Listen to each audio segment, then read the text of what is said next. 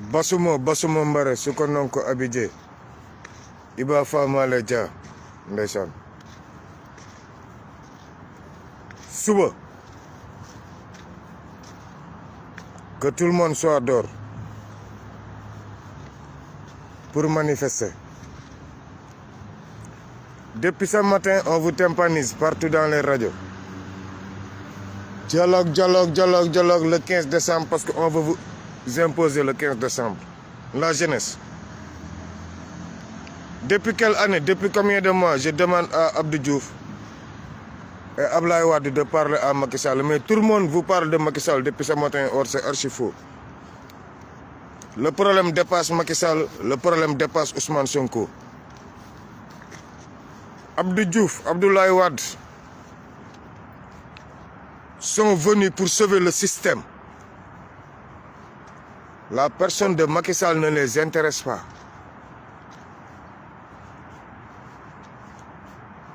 Il y a des choses qui se cachent dans la forêt que les antisystèmes ne doivent pas découvrir. Mais Abdou Diouf, depuis 2021, je demande à Abdou Diouf d'intervenir, mais il n'a jamais voulu intervenir.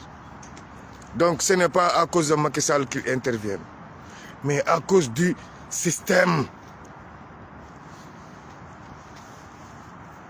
Le système est à l'agonie à l'heure du Verseau. Le système. Tous les démons du système sont sortis de leur trou. Pourtant, Ousmane Sonko est dans le trou. Moi, c'est ça mon problème. Tous les démons du système, tout.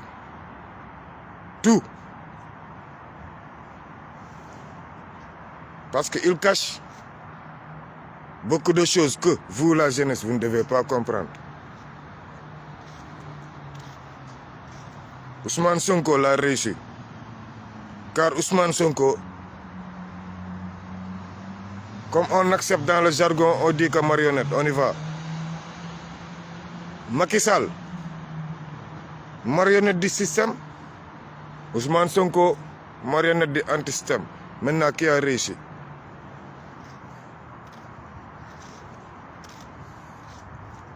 Qui a réussi? Les deux. Qui a réussi? Ousmane Sonko, encadré par l'égrégore. Lumumba, Nelson Mandela, Thomas Sankara, Béhanzin, Samori Touré, Daddy Joe Rawlings. Ousmane Sonko avait ses philosophies. Donc un encadrement complètement anti-système. Un encadrement dont la moitié a été assassinée. Donc comment ça se fait-il qu'aujourd'hui, tous les géants du système sont sortis de leur trou? Abdoulaye Wade, Abdou Diouf qui font... non, ça je ne veux pas, je ne veux même pas en parler.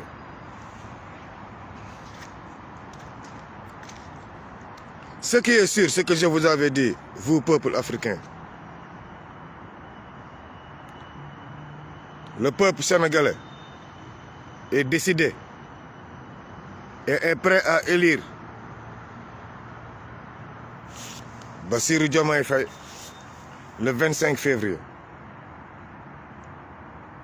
Et si Bassirou Diomaye Faye doit passer, l'opposition, ils ont compris. Pouvoir, ils ont compris. Mais le système, les oligarques, les multinationaux,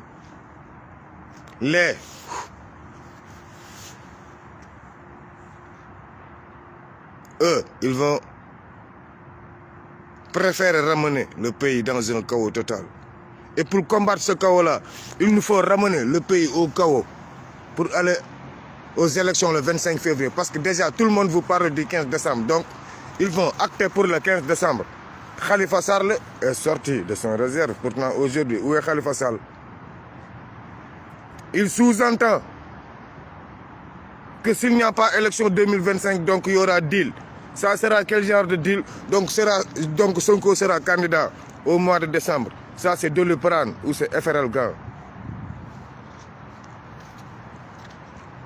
et des blessures par balle, ce n'est pas de le prendre ou FRL Gant qui va les aider.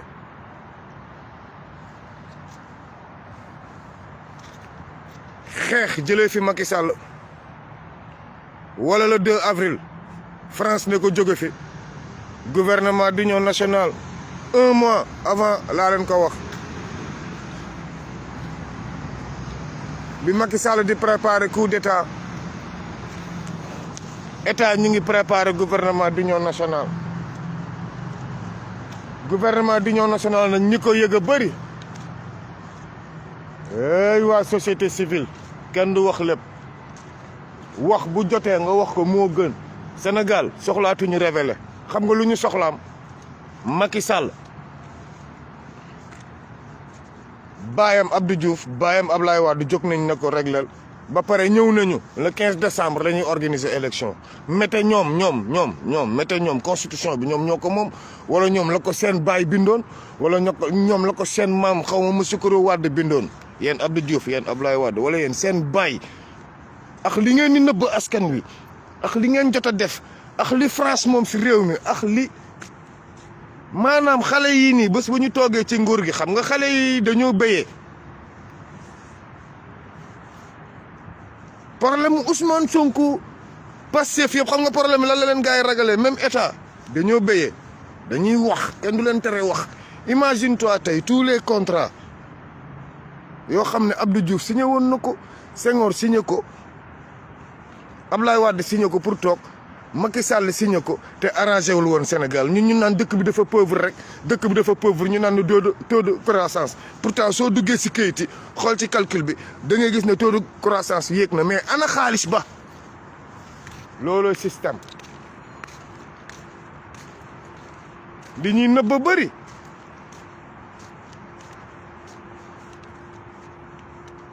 système bu toogee ba ñoom ñëpp bëgg a def booloo ni nu ñu yërëm diw waaw yërmande ga lu muy fay ngeen foog na yéen le 4 avril bi Macky Sall dina fi nekk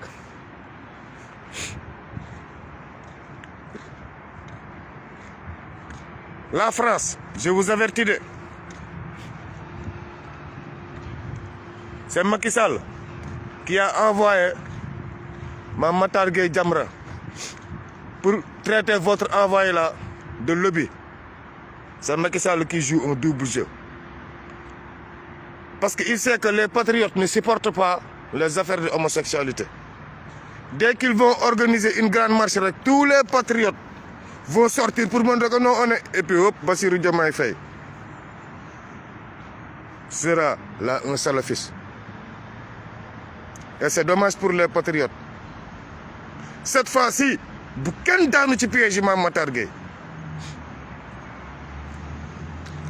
moom ak daayira alxuraan yeeg kër yi bëri xaalis bu weex tal lañ teg sur la table ndax xam nañ ne patriote yi affaire góor jigéen da leen di fàtt neexu leen Macky Sall nag jox na leen xaalis pour ñu déplacer débat bi xam nga lan mooy déplacer débat bi organiser ngandam marché ne leen waa Union européenne ab góor jigéen lañ ñu envoyé kuy défendre góor jigéen kuy saako yonente bi lañ ñu envoyé mu ngi ñëw di moom moo war a saytu élection yi yéen patriotes yi nag fexe leen ba Mame Matar Gueye lu mu organiser bii pas ni ñu génn noq ko xam nga fu ñu tolloog Jamra bu ñu organiser ñu génn duma leen news national bi ñëpp lañ koy def gis nga news national bi ku daganal laal constitution bi dañ lay noq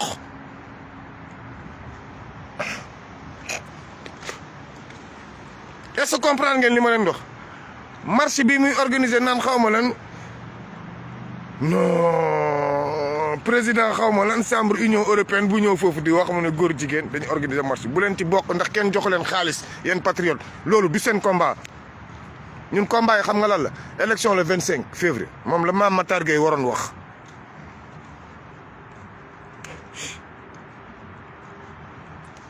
man nag suñu protocole bu mag ba le protocole yàgg naa leen ko wax de mais du ma dugg ci ay détails yi ñett du sama fort le protocole de Mamel am na yuñ fa xotti am na ñuñ fa ñàkk kersa am na ñu dem ba découvrir ñaari jikko booy yi xam ne ndekete booy bu ñu bon loo woon moo gën booy bi ñu baax loo loolu yàgg naa leen ko wax du ma si delluwaat on avance encore le protocole biñ koy wax Macky Sall reporté gul toll nañ foo xam ne nag pour gàkkal deru Ousmane Sonko day yomb de xam nga naka la am libéré ko boole kook askan wi libéré ko ne ko yaay doon candidat par force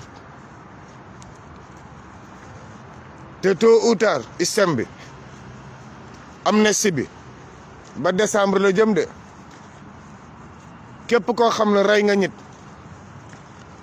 entre 2020 ba décembre 2024 ñu ngi ban mois février képp ku rey nit mbaa nga torturer nit mbaa nga violer nit mbaa nga sàcc suufu jàmbur nungu kër jàmbur def lu la neex képp koo xam ne def nga ko ba décembre 2024 bii loi d'amnistie bii bu jàllee yàlla baal na la ndax Sénégal yëpp baal nañ la ndax Macky Sall baal na la je vous avertis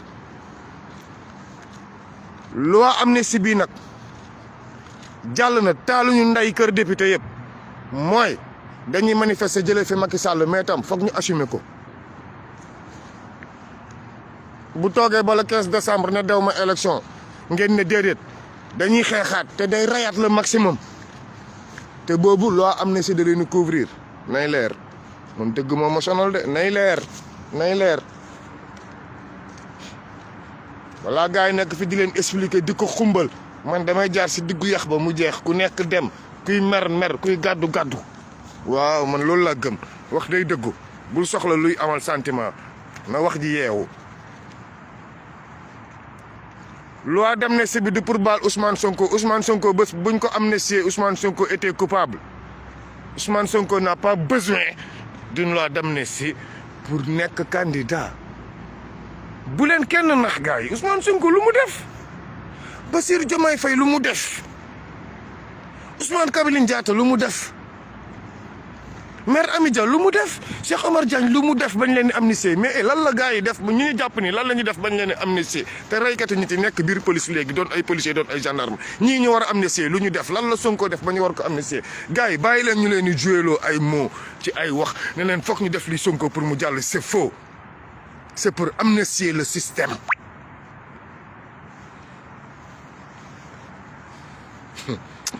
xam leen luy système quoi c'est dommage que système sénégalais yi li ñuy gis ne mooy système ak luy système bokkul ñu ngi doog a toll nag ci débat système mu ngi doog a yegg si système lii mooy système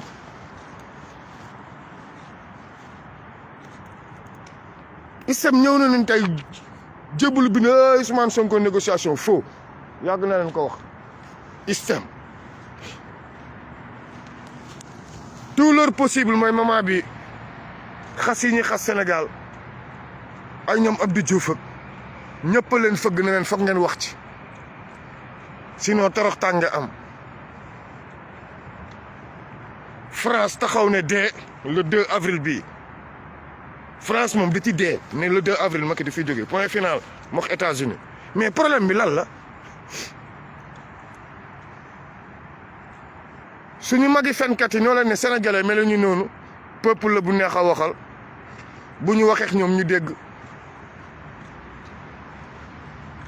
nay leer de tubaab lii dëgg la may wax li dul dëgg duma ko wax de sama kilifa yi liñ ma wax c'est clair dafa ne Macron il les a exhortés ñoom ñu wax ak Macky ba pare mais en tout cas le 2 bii nii moom daf fiy jóge parce que mënatul gérer Sénégal ñoom paa yi ñoom Abdou Diouf ñii ñoo ko ne non ñoom Sénégal mun nañ ko régler envers Diallo gouvernement transition kooku moom yàgg naa leen ko wax. parce que ñi ko négocier si suuf ñoom Babacar Diagne ci la ñu bokk ndax Babacar Diagne ci état la bokk profond Sénégal ñi Macky Sall du dara ci état. li ñuy nëbb moo rëy moo tax di ngeen dégg ñëpp wax di ngeen dégg ñëpp ñaan leen di ngeen dégg ñëpp saraxu leen mais déedéet ñetti xale dee nañu ba pare 80 ñaata ci géej gi 171 mois de juin 2023 bi 2021 ñaataa dee ana Fulbert Sambou ana Didier Badji loolu yëpp amnistie la jëm ak ñu ñuy rey ak ñu ñu war a rey maanaam Macky Sall dafa baalu yàlla bàkkaar yi mu defoon ak yi mu war a def mooy amnistie bi. Ce n'est pas pour vous, ce n'est pas pour les patriotes, ce n'est pas pour Ousmane Sonko defu leen dara bañ leen di tëj ci kaso bi di leen amnistier mosu leen fi exploser. Je regrette, on n'a pas besoin de cette amnistie. léegi nag objectif bi sama gars yi député yi nag foog ñu freiner leen. Oui, il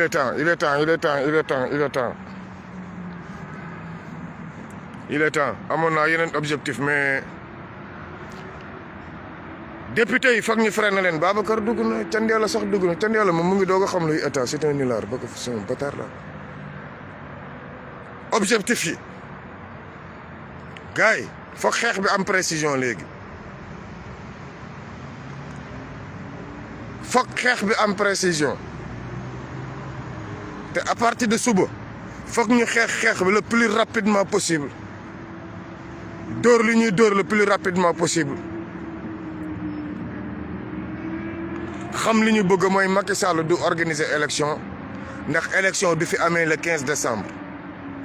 élection du fi am le 15 décembre mënut a nekk élection mënul am ci réewu Sénégal le 15 décembre Macky Sall moo wax système bi mënuñu décider peuple Sénégal na ñun nii la ñuy dundee te peuple Mali mën a bañ ay Burkina mën a bañ ay Niger mën bañ ñun ñu bëgg ko nangu ñun ma war ma te mën nekk yéen Sénégal mënut a nekk.